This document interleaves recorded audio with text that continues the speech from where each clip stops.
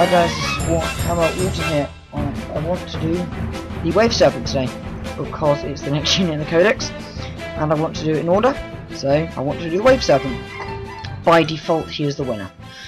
Or she, I don't really care, it's bone basically. Okay, the Waveserpant is front armor 12, side armor 12. Okay, just quickly on those two, that is a ridiculously well armored transport vehicle. I mean, you think the highest that's competing with. The Devilfish is front 12. I mean, the Marine equivalent is 11, 11, 10. And this has got front armor 12, side armor 12. The ridiculous survivability of this vehicle is almost its undermining factor because it comes in at so many points. Something I literally just want to go up the board with you. But it is probably the best in the whole game at what it does. It is rear armor 10, but what can I say? We're older. If you're facing the rear armor, you deserve to be shot. I don't know what in the world could make you face the rear armor of these things. They're tiny. The side takes everything. And of course they're a measly business skill of 3, but boo-hoo. Okay, this is very important. It's a fast skimmer. What does this mean, Harry? Well, this means you're going almost twice the speed of a marine vehicle, so you're more armoured, and you're absolutely flying up the field, and you've got jink saves.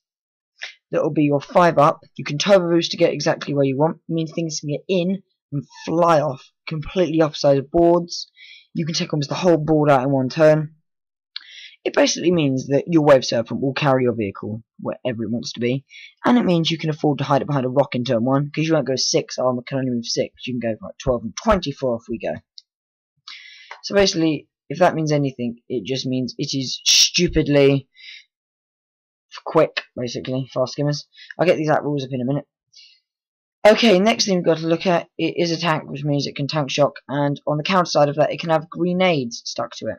So, I wouldn't say it's a double-edged coin. Double-edged sword because you're not really going to have this thing in assault. There shouldn't be any real issues with keeping it out of assault. Okay, transport capacity is really high. It can cover up to 12 models, and this bit's the next brilliant bit. It can actually carry 5 Wraith Guard, so it's better at carrying things than your Rhinos and your Head Razorbacks, and it can have 2 characters. So you can have your 5 Wraith Guard with 2 characters, which when I go into the Wraith Guard stuff, I'll explain how ridiculously good this actually is, because you always want some characters with your Wraith Guard. Here we are. We're just coming on to the jump units, jetpacks. I know. I want tanks and what I do with them. Right, moving on. Let's just talk more. It's got 1 access point, and that's the ramp at the back. And it has 1 fire point. Right, I'm about to get there. I can feel it. Feel it in my bones. Oh, come on. Jesus Christ.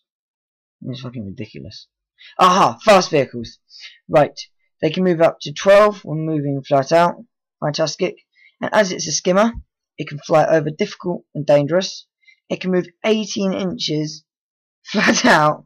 So it is, as a shoe fast, and it gets jink. So it has its save. The problem is, by the way, if you have moved flat out and you get an immobilized result, you will explode. So that's not good. So make sure you feel confident you're flying into some cover. But obviously, there's nothing wrong with 6 extra inches. That sounded awful. Right. Its final rule, which makes it incredibly special, it has no fire points by the way, but boohoo, is energy field.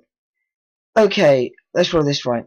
The most you can ever roll to penetrate this thing, it's getting worse, is 1d6, and the highest weapon strength ever is strength 8.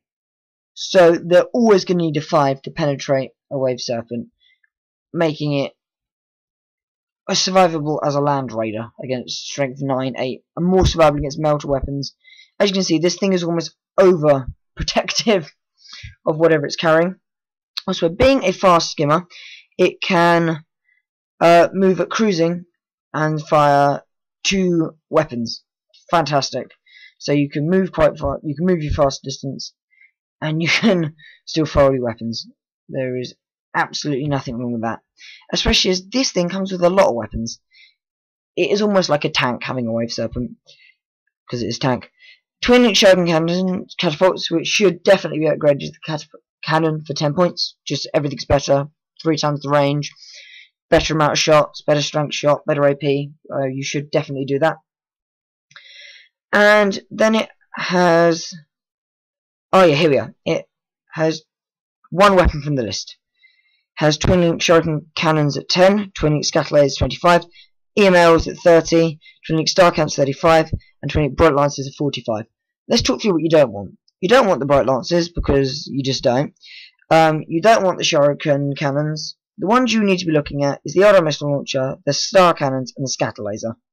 Advantages of scatter lasers should be played when you're playing a horde army, or you just want a nice cheap one that is able to pump out a lot of shots in one turn.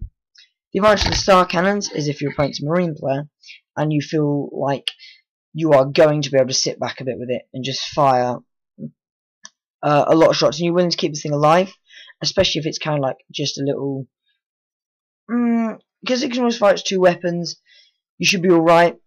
And the fact it's twin linked means you're going to get a lot more hits, so it's quite a consistent way of getting your star cannon shots. And the Eldar missile launcher, because it's brilliant. The blast is good against hordes, the AP3 shot good against killing other vehicles coming at the board. It's just much, much better than everything else. But for all this, it's 90 base, and at its cheapest, this thing comes in at 100 points, meaning it is a massively expensive transport, which is a huge negative, especially for only front and side of 12. Yes, it's got an energy field, but boo-hoo. You don't need to worry about any of the upgrades because they're all rubbish, and I've gone through them before. So we're not going to bother upgrades. Okay, let's talk about what we stick in this thing. Okay, most popular option is a group of 10 Dire Avengers, X-Arch with Bladestorm, a Farseer with Fortune, no, with Doom and Guide. You get up, you fly up, you go out, you Bladestorm a unit that's doomed and guided, you obliterate it. Next turn, you get back in, you whiz off, you spend the turn flying to the other side of the board, you get out, you Bladestorm, you rinse, and you repeat, and you wreck a lot of horrible stuff. Method thing 2 you should only put in this. Howling Banshees, if you're going to take them, need to be in this. Get in it, whiz up the board, get out, get shot. Not ideal, I'll admit, but that's what you got to do. You got to do. The other advantage with this thing is because it's fast skimmer, you can obviously move it an additional distance in the assault phase, so they get out, and then you protect them. You shield them with your Waveserpant, which is a really popular tactic. Which means the opponent can't shoot at them, and then the Waveserpant moves away, and you can fire back, and it sort of does a jump, shoot, jump tactic. Mobile cover, it's also called, and it's the best thing at mobile cover.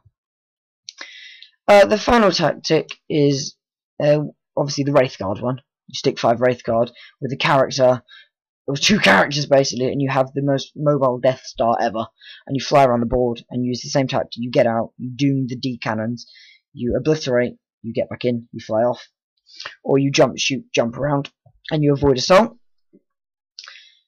The final tactic is obviously Fire Dragons. 10 Fire Dragons, no, 12 Fire Dragons in this thing, as the most kill it. Yes, I can see waving.